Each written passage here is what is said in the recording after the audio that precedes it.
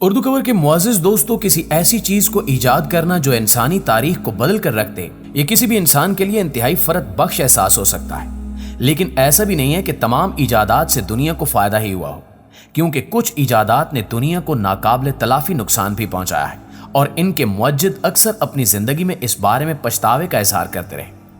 آج کی زیر نظر ویڈیو میں ہم کچھ ایسی ایجادات کا ذکر کریں گے جنہوں نے دنیا میں تباہی مچائی، اور ان ایجادات کے موجد اپنی موت تک پچھتاوے کا شکار رہے۔ ان ایجادات کی تفصیل کو جاننے کے لیے اس قیمتی لیکن معلوماتی ویڈیو کو شروع سے لے کر آخر تک خود بھی ضرور دیکھیے گا اور اپنے دوستوں کے ساتھ بھی شیئر ضرور کیجیے گا۔ تو آئیے چل کر موضوع کا باقاعدہ آغاز کرتے ہیں۔ دوستوں، سب سے پہلے ذکر کرتے ہیں رابرٹ اوپن ہائمر کا، جنہوں نے ایٹم بم ایجاد کیا۔ دوسری جنگ عظیم کے دوران ایٹم بم کی تخلیق اور اس کے استعمال میں سب سے بڑا ہاتھ سائنسدان رابرٹ اوپن ہائمر کا تھا۔ امریکہ کے طبیعیات دان رابرٹ اوپن ہائمر اس پروجیکٹ کے ڈائریکٹر تھے۔ انہوں نے اپنی بہترین خدمات کی بدولت اپنی ٹیم کو کامیابی دلوائی اور تاریخ کا پہلا ایٹم بم تیار کرنے میں کامیاب رہے۔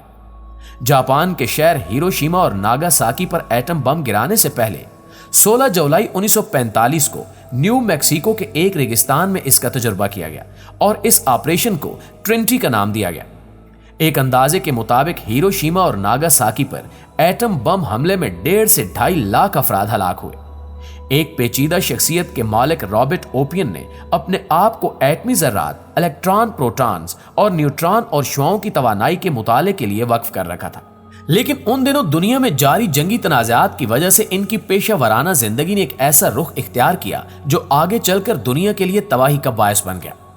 مشہور زمانہ سائنسدان البرٹ آئنسٹائن نے اس وقت کے امریکی صدر فرینکلن کو ایک خط لکھا تھا، جس میں انہوں نے امریکی صدر کو خبردار کیا کہ جرمن سائنسدان ایٹم بم بنانے کی تیاری کر رہے ہیں، اور اگر وہ کامیاب ہو گئے تو امریکہ کو بھاری نقصان اٹھانا پڑے گا، جس کے بعد امریکہ میں حکومتی سطح پر ایٹمی ہتھیار بنانا ترجیح بن گئی۔ ایٹمی ہتھیار بنانے کے سارے عمل کی سربراہی اوپن ہائمر نے کی، اور فوری طور پر قدرتی یورینیم سے یورینیم 235 الگ کرنے اور ایٹم بم کے لیے اس کی مقدار کا تعین کرنے کے عمل کا آغاز کر دیا گیا۔ اس کام کو انجام دینے کے لیے انہیں ایک لیبارٹری قائم کرنے اور اس کا انتظام سنبھالنے کی ہدایت بھی دی گئی۔ 1943 میں انہوں نے نیو میکسیکو میں لاس آلاموس میں اس لیبارٹری کے لیے جگہ کا انتخاب کیا۔ ایٹم بم کے ڈیزائن کے حوالے سے اور اس کے استعمال سے متعلق عام فیصلوں میں رابرٹ کا کردار اہم تھا۔ اس کے علاوہ وہ اس کمیٹی کا حصہ بھی تھے جس میں یہ فیصلہ کیا گیا کہ ان بموں کو کہاں گرایا جائے گا۔ لیکن اس کے بعد کئی موقعوں پر اوپن ہائمر نے ہیروشیما اور ناگاساکی میں ہزاروں افراد کے مرنے پر گہرے دکھ کا اظہار کیا، حتیٰ کہ بم دھماکے کے 2 ماہ بعد وہ اپنے عہدے سے مستعفی ہو گئے، جبکہ 1947 سے 1952 تک وہ امریکہ میں اٹامک انرجی کمیشن کے مشیر بھی رہے، جہاں وہ جوہری ہتھیاروں کے پھیلاؤ اور امریکہ اور سوویت یونین کے درمیان ہتھیاروں کی دوڑ کو روکنے کی وکالت کرتے رہے۔ اس کے علاوہ انہوں نے ہائیڈروجن بم کی تیاری کی بھی سخت مخالفت کی، لیکن ان کی کوششیں ناکام رہیں۔ اپنے متنازع بیانات کی وجہ سے ان کی سیکیورٹی واپس لے لی گئی، اور آخرکار انہیں حاصل سیاسی اثر و رسوخ بھی چھین لیا گیا۔ 1950 کی دہائی کے آخر اور 1960 کی دہائی کے شروع میں اوپن ہائمر کی شخصیت کافی تلخ ہو گئی تھی، کیونکہ انہیں بہت سی چیزوں پر پچھتاوا تھا۔ ان کے پچھتاوے کا دائرہ ہمیشہ جنگ کے بعد ناکامیوں پر مرکوز رہا۔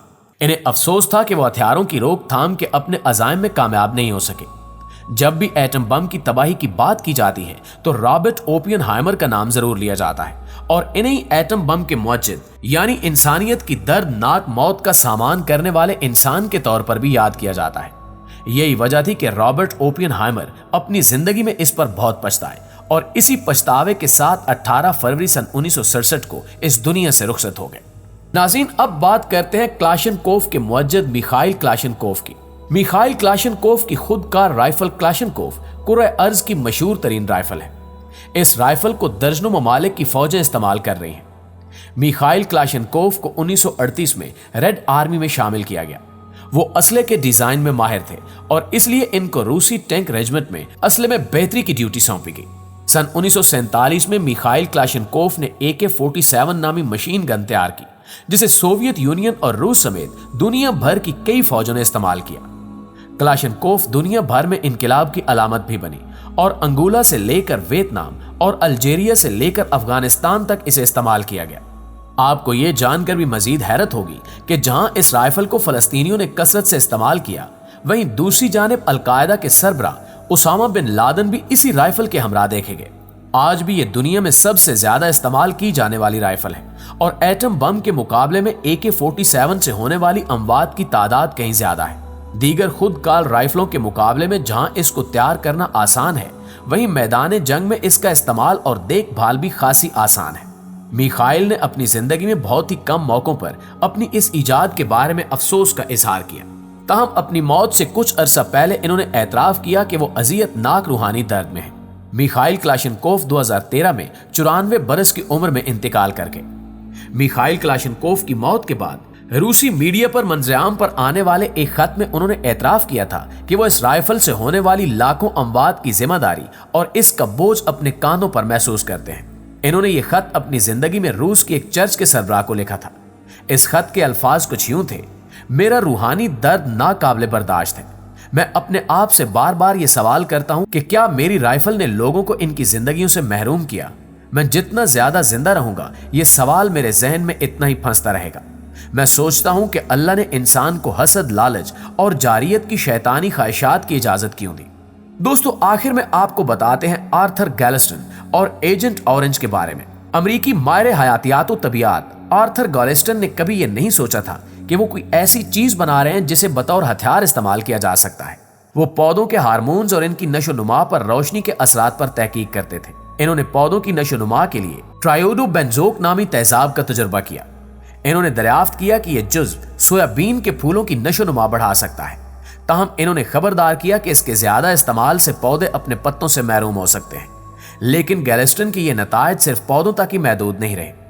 ویتنام جنگ کے تناظر میں جو 1955 سے 1975 کے درمیان ہوئی، دوسرے سائنسدانوں نے اس تیزاب کو ایجنٹ اورنج بنانے کے لیے استعمال کیا۔